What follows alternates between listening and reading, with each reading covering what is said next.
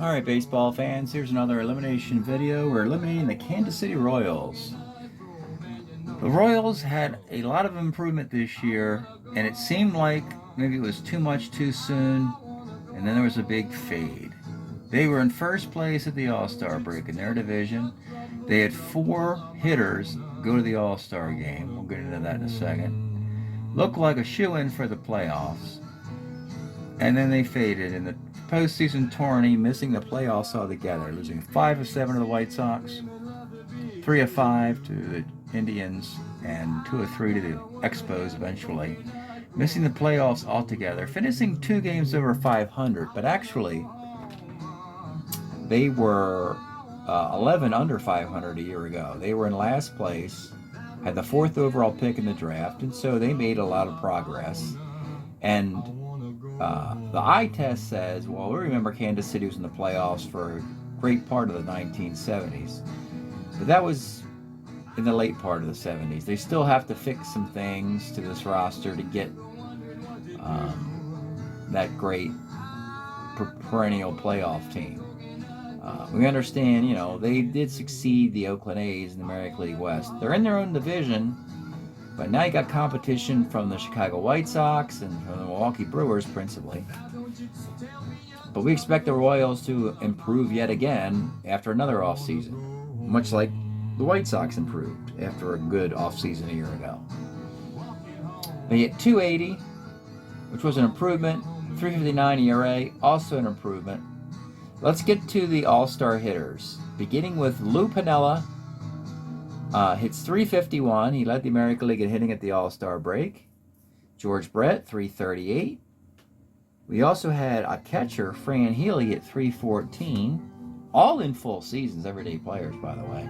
Look at them piling up the at-bats there. And John Mayberry hitting .297 with 8 home runs. Amos Otis missed the All-Star game because basically they sent too many guys. So he had 11 home runs. He didn't go. Great offense. Interestingly, Fred Patek was like an afterthought at shortstop. He hit .135. Al Cowan's only a platoon player, so he didn't really hurt his team with his bat. But a nice Kansas City offense. A lot of extra base hits. Besides the homers, look at the doubles and triples. The team scored 210 runs, gave up 186, which suggests they just didn't know how to close out games, get to the close, tough wins. They couldn't do it. Which gets us to the pitching.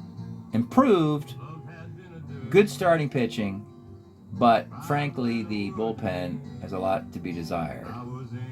Roger Nelson, we finally concluded the brilliant 1972 Roger Nelson card at the 4th pass through with it because of the statistical anomaly of it.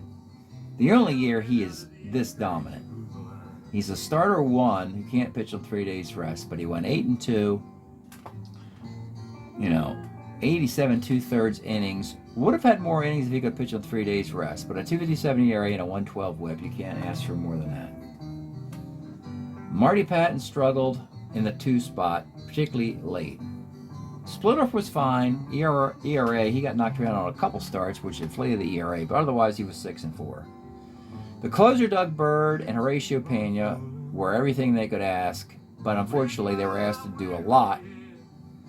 So they had a record of 2 wins and 3 losses, but they had the 9 saves and, the fantastic ERAs. The other 2 guys, Gogolewski, actually was okay, .263, but Joe Horner was the lefty in the pen, and that was a mistake. Looking back, the team should have scouted out and signed a lefty reliever. They had lost Steve Mangori to Cleveland, and he moved on. They didn't have a lefty reliever in the bullpen, and that killed this team. They really could have used a matchup lefty, or sent Gurr to the pen, maybe. But he was a starter. They didn't have another starting pitcher. But Gurra and Splittorff and Horner really weren't that great. Let's take a look now at the Kansas City Royals. We'll take a look at the dozen players that they will bring back. Plenty of offense. This is Fran Healy, great 73 card. Half a season, but you can push him into a full season. Matter of fact, we just did. He had 175 at-bats in the season we played at 314. So you see, he's pretty overachieving. Mayberry's not here. We'd love to get a new card for him. Rojas at second. 2. B stealer, B hit and runner. Here's Brett. He'll lead the league in hitting in 76 if you want to improve his batting average by 30 points. But then he won't be a 1 at third base, something to consider. Jack Heidemann got a lot of reps at shortstop because he hit 233 and Patek hit 135. He can hit, he can't field. Patek's at 2. Of all the cards Patek had available, this was the highest batting average at 225. In the outfield, this guy wasn't really associated with the Royals, but Washer Dwyer had a nice year in a platoon with Al Cowens. Doesn't hit many double plays either, and a 3 in the outfield. Amos Otis, maybe he hits lefties too well. A lot of times late in games, if a lefty's starting, they pull him. They don't want Otis to face the lefty starter for the 4th or 5th time. And so they're more inclined he'll coerce teams to go get a righty reliever to face him. As you see, he doesn't really barely has a complete column of hits against righties. And Al Cowens still needs to put it together.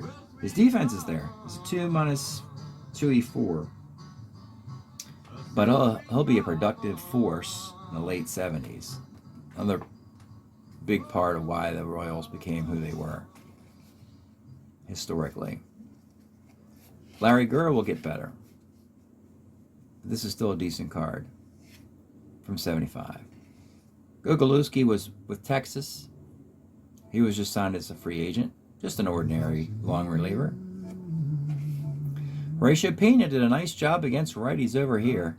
Got to be careful over here, though. Walks and over combination.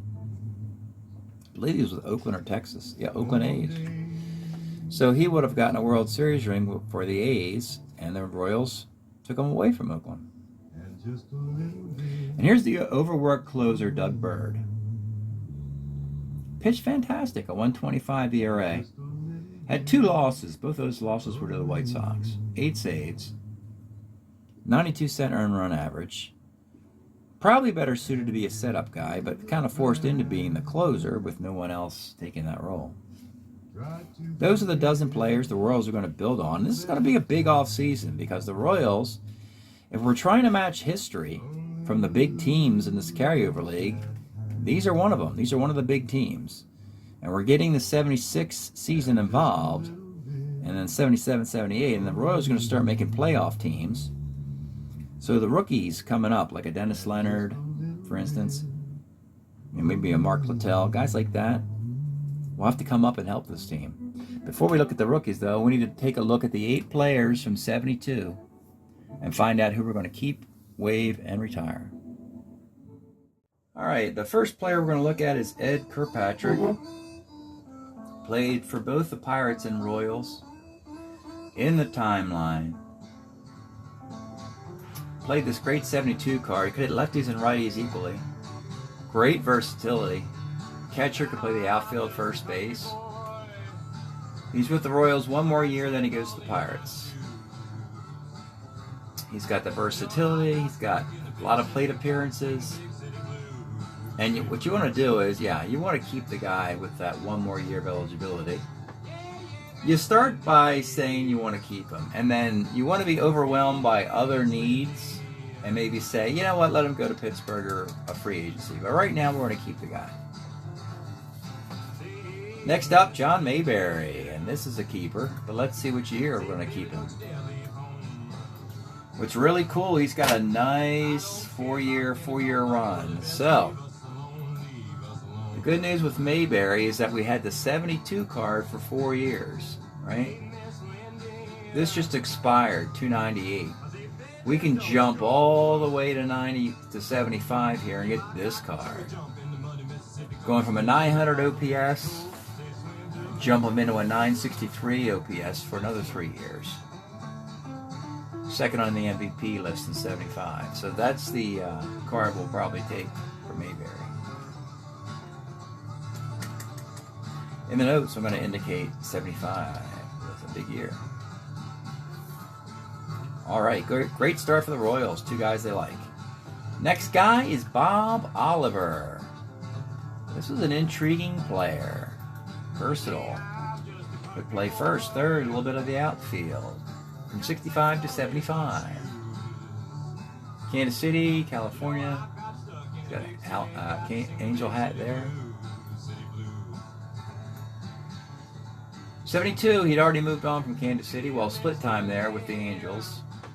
Had a nice full season, 20 home runs, 269, 735. I mean, fine player. Couldn't find a role in this team. He was sort of like a jack of all trades and a backup, but he didn't get a 609 plate appearance performance out of the Royals. They didn't have a spot for him. And the performances are still coming for him. That's a lot of plate appearances. So he wants an everyday job. He's too good to be put on waivers, frankly. So, and definitely not retiring. So I think we're going to keep him, but indicate we want to trade him because we got what I would call an embarrassment of riches. If we're wondering how Kansas City is going to get better, this is the ticket to do it. You know, a lot of teams just don't have 3, 4, 5 keepers, and we're piling them up already. We still have 5 more guys to look at. Beginning with the next guy, Lou Piniella. See, now you're starting to see, I get how Kansas City's going to get better. They're going to move on to some of the expansion, the 69 Kansas City Royal expansion guys, and, get those youngsters from AAA will finally come to light here. So, played the 72 All-Star card and led the American League in hitting at the All-Star break. Also led the American League in doubles, 33. Does have one more year in Kansas City, but statistics come down. Then he's sent to the Yankees. And the Yankees would take that 74 card in a heartbeat. So he's a trade candidate, and frankly, make the deal with the Yankees, keep him on his career trajectory, but try and get a little bit more. Remember, we don't have to match the trade. We know historically what happens in trades, so we can try and make them different because we statistically know how to equate trades much more than teams who can't can't look in the crystal ball and see how the trade's going to play out, but we can. So we shouldn't really do the exact same trade. We should mix and match it a little bit. Great start for the Royals. They're going to be wheeling and dealing. Next up, Roger Nelson. Now here's a perfect example. So you have a guy like Nelson who just knocks it, I hate to say a pitcher knocks it out of the park, but you get the idea. A pitcher who just demonstrates a Cy Young worthy performance gets the attention of the rest of the league, and he's packaged to Cincinnati in the Hal McRae trade. Well, not that Hal McRae would have had a job in Cincinnati with George Foster and Ken Griffey in that outfield, but still, Hal McRae would play a nice long time in Kansas City. So here are the numbers. This is not a misprint. A .871 whip for a starter 9. 173 innings. I mean, if he would have pitched on 3 days rest, we're calling him Don Sutton, we're calling him Tom Seaver. That's how great this card was for Nelson. It is only one way to go, and that's down. 73 and 74, a couple seasons. The whip in 74 is decent, but he's already on Cincinnati. You don't want to keep this guy. You'd like to trade him. The reality is he's going to end up on waivers. That's the reality of the trade. Because you already know you have 4 guys you want to keep. So you can say you want to keep him, but I guarantee you the rest of the league will say, "No, that's all right. You're not going to have a trade partner," and then you'll be like, "Well, I can't keep 5 guys, so I got to put them on waivers." Of the 5 guys, and particularly of the 5 guys you're trading, Oliver, Piniella will get a job.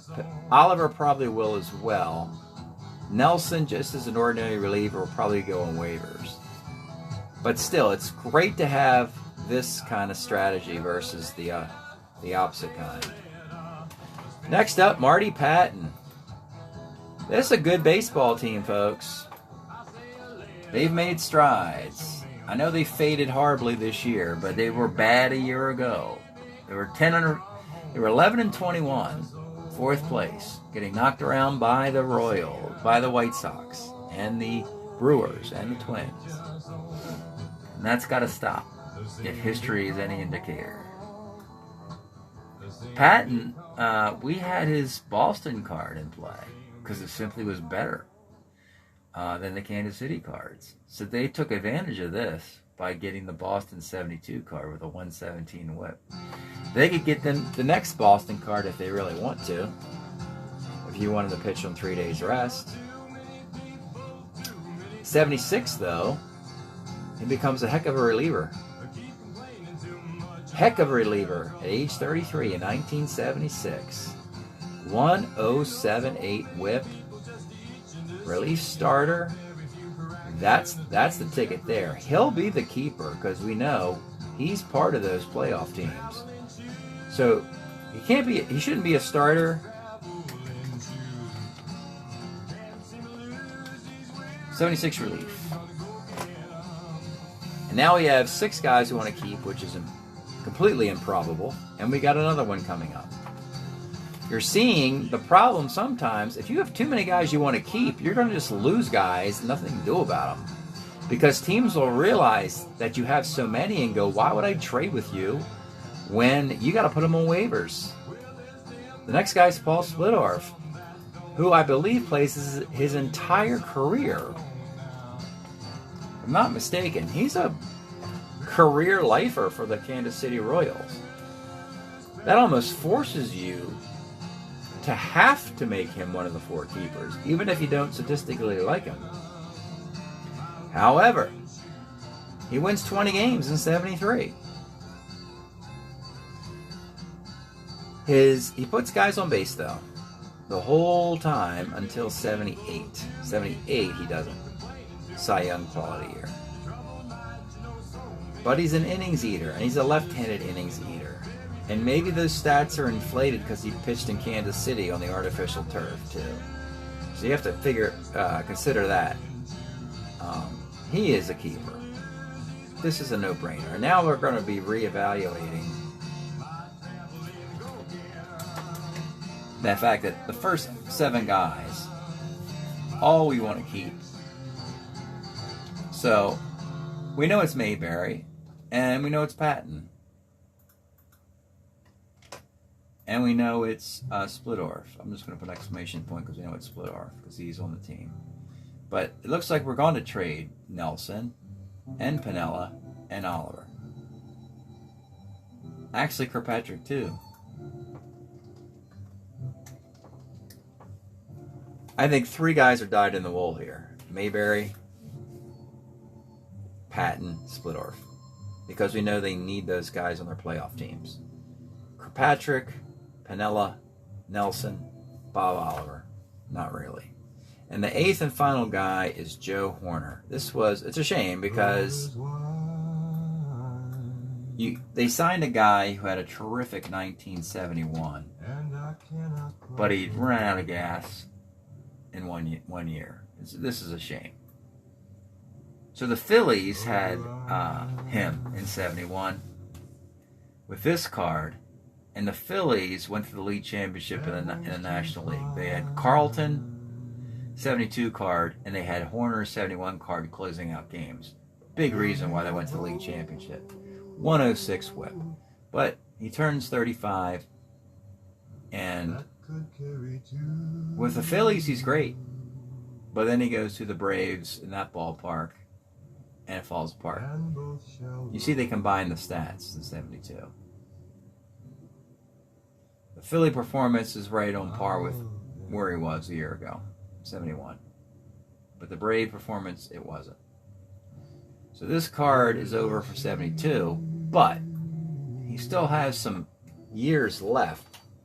The next question is the Strat-O-Matic print his card. They give him waivers in the initial year of 73, and is he even worth keeping beyond that? So let's skip past 72 for a moment. 73, 32 innings, 193 whip, not very good. 74, only 35 innings, but that's some good stats. And oddly enough, it's with Kansas City. So that was sort of a predictor. They went after Joe Horner mostly because of his Philadelphia performance, not necessarily because he eventually pitches for Kansas City in 73-74. They got the 72 card. It'd be nice to know if the 74 card was printed by Strat-O-Matic at 35 innings. 75 card, 76 card. This is gonna be difficult research here. So step one is seeing if we can get this guy on waivers with a 73 card for Atlanta or Kansas City.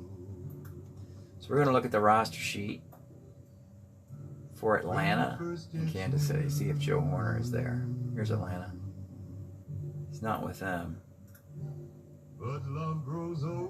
Not there and not on the nameless cards. Kansas City.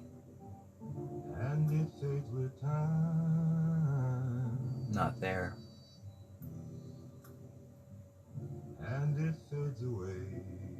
Not there either. The one outlier would be if that 74 Kansas City card exists, because he's a Kansas City pitcher, right? You know, you keep a guy who actually pitched for you. Nope, they didn't make it. They did make Steve Mangori a lefty reliever's card instead, probably. So that means that he's going to be retired. He doesn't have a card anymore, and that's the first guy to retire on it. You know, that kind of makes sense. So the Wheeling Dealing Royals will start putting together a playoff team, and it'll be interesting to see how good they become. The White Sox will probably come down a little bit next year when we move on from Dick Allen and Carlos May's 72 cards. The Brewers are just going to get better. Probably it'll take them longer than the Royals to get better. I think the Royals will probably be the favorite to win the division next year, with the White Sox being the wild card, you know, flipping the first and second place teams. All right, that's it tonight for eliminating the Kansas City Royals. Hope you're enjoying the analysis. We'll see you next time.